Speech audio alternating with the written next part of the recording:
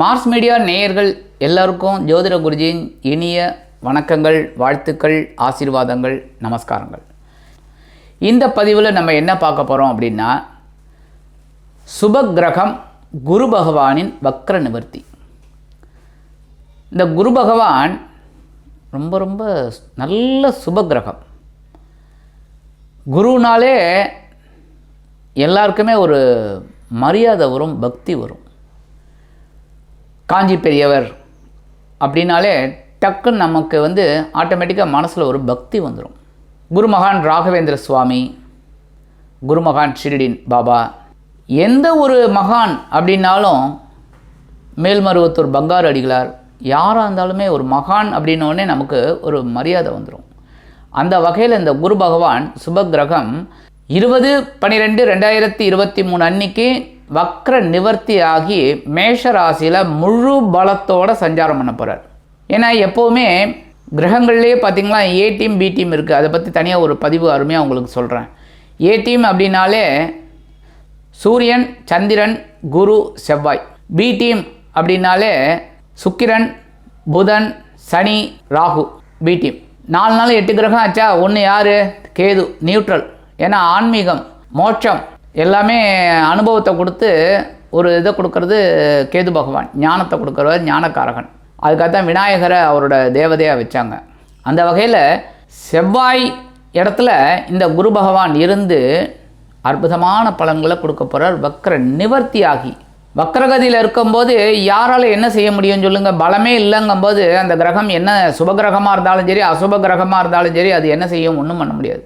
இப்போ அவர் வக்ர நிவர்த்தி ஆகிறார். 20/12/2023 அன்னைக்கு வக்ர நிவர்த்தியாகி மேஷராசியில் முழு பலத்தோடு அருமையாக சஞ்சாரம் பண்ண போகிறார். தண்ணியாக இது வரைக்கும் கூட ராகு இருந்துட்டு சில குழப்பத்தெல்லாம் கொடுத்தார். குரு சண்டால யோகம் அதெல்லாம் கொஞ்சம் ஓடிட்டு இருந்தது. இப்போ ராகு விலகிட்டார். குரு பகவான் வக்ர கதியில் இருக்கார். வக்ர நிவர்த்தி ஆக போகிறார். சரி, வக்ர நிவர்த்தி ஆகி எவ்வளவு நாள் இருக்க போகிறார் அப்படின்னு பார்த்தீங்கன்னா 30/4/2024 வரைக்கும் இருக்க போகிறார். 30/4/2024 வரைக்கும் இருந்துட்டு முழு பலத்தோடு சஞ்சாரம் பண்ணி நற்பலன்களை கொடுக்க போகிறார். 1/5/2024 அன்னைக்கு தான் குரு பயிற்சி நடக்கிறது. அந்த வகையில் இந்த குரு பகவான் மேஷராசியில் இருந்துட்டு தனது 5ஆம் பார்வையாக சிம்ம ராசியையும், 7ஆம் பார்வையாக துலாம் ராசியையும், 9ஆம் பார்வையாக தனுசு ராசியையும் அருமையாக பார்வையிடப் போகிறார். ஆக நிறைய ராசிகளுக்கு நற்பலன்கள் கண்டிப்பாக கிடைக்கும். சில ராசிகளுக்கு பரிகாரங்களின் மூலம் அந்த சிரமம் குறைந்து நற்காரியங்கள் நடைபெறுவதற்குண்டான வாய்ப்புகள் இந்த குரு பகவானால் கிடைக்கும். ஆக இந்த வக்ர நிவர்த்தி ஒவ்வொரு ராசிக்கும் என்னென்ன பலாபலன்களை கொடுக்க போகிறது அப்படிங்கிறத பற்றி நம்ம இப்போ தெளிவாக பார்ப்போம். இப்போ இந்த பதிவுக்கு போகலாமா? எனதருமை கடக ராசி நேயர்களே, இந்த பதிவில் நம்ம குரு பகவானின் வக்ர நிவர்த்தி பார்க்க போகிறோம். குரு பகவான் உங்களோட ஜீவனஸ்தானத்தில் இருந்துக்கிட்டு கூடவே ராகு பகவானும் இருந்துட்டு உங்களுக்கு நிறைய குழப்பத்தை எங்கே பார்த்தாலும் கொடுத்தாங்க இல்லையா? உத்தியோகத்துலேயும் சரி, தொழில் வியாபாரத்துலேயும் சரி, குடும்பத்துலேயும் சரி நெருக்கடிகளை கொடுத்தார். பேசுகிற வார்த்தைகளெல்லாம் கொஞ்சம் என்னவோ பேசுகிற மாதிரிலாம் பண்ணினார். சரி, குரு பகவான் அப்படி இருந்தார். ராகு பகவானோட சேர்ந்துக்கிட்டு ராகு பகவான் இப்போ பாக்கியஸ்தானத்துக்கு போனதுலேருந்து உங்களுக்கு சில நன்மைகள் ஓரளவுக்கு இருந்தது, இல்லைன்னு சொல்ல முடியாது. பரவாயில்லைங்கிற மாதிரி ஒரு ஸ்டெப்பு ஏறிட்டீங்க. ஆனாலும் இந்த குரு வக்ரகதியில் இருந்ததுனால ஒரு சில நன்மைகளை உங்களுக்கு பரவாயில்லைன்னு ஏதோ கொடுத்துட்டு இருந்தார், பெரிய அளவில் கொடுக்கல.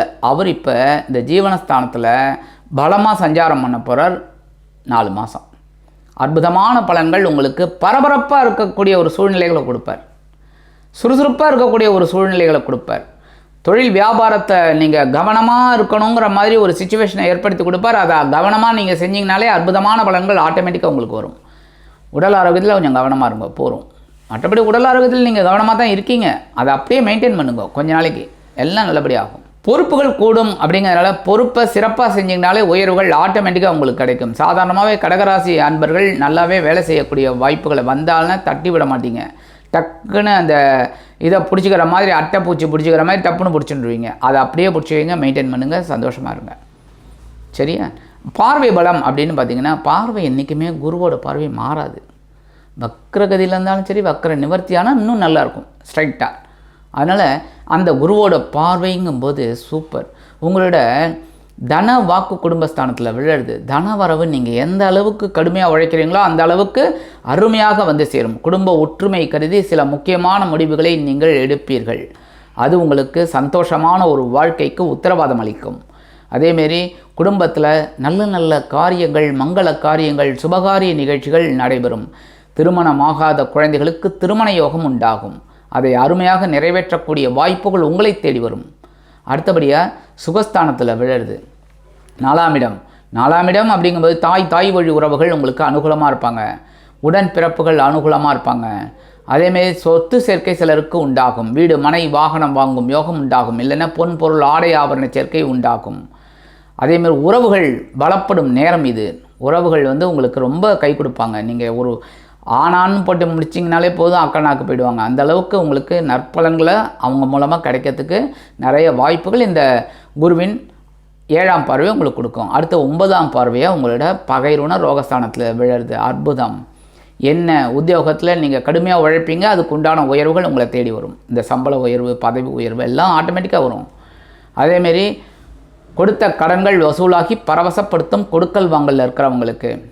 அதேமாரி குடும்பத்தில் இருந்து வந்த சில மனக்கசப்புகள் விலகும். அதாவது சில பேருக்கு வந்து சில இடத்துல கொஞ்சம் அப்படி இப்படி ஏதோ நடந்திருக்கு, அதெல்லாம் மறையும். எடுக்கிற சில காரியங்கள்லாம் அற்புதமாக நிறைவேறும். அதேமாரி சில கடன்கள் அடைபடக்கூடிய ஒரு வாய்ப்புகள் இந்த குரு பகவானின் 9ஆம் பார்வையால் உங்களுக்கு கிடைக்கிறதுக்கு நிறைய வாய்ப்புகள் இருக்குது. ஆக இந்த குரு பகவான் ஜீவனஸ்தானத்தில் பலமாக சஞ்சரித்து உங்களுக்கு சில அற்புதமான பலன்களை, சுறுசுறுப்பாக இருந்து நீங்கள் அதை அனுபவிக்கக்கூடிய வாய்ப்புகளை பெற வேண்டும். சரியா? அதனால் இந்த குருவோட வக்ர நிவர்த்தி உங்களுக்கு சில விதத்தில் சில பிரச்சனைகள் இருந்தாலும் பல விதத்தில் பல நன்மைகளை உங்களுக்கு தரும் என்று கூறி விடைபெறுகிறேன். நன்றி, வணக்கம். மீண்டும் ஒரு அருமையான பதிவில் நான் உங்களை மனமகிழ்ச்சியோடு சந்திக்கிறேன். வாழ்த்துக்கள். வாழ்க வளமுடன்.